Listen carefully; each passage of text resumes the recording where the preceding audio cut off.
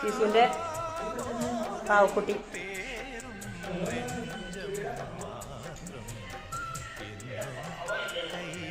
ശിശുവിൻ്റെ പാവക്കുട്ടി നിന്റെ കയ്യിൽ തന്നാ നീ അത് വച്ചേക്കൂല അതിനെ.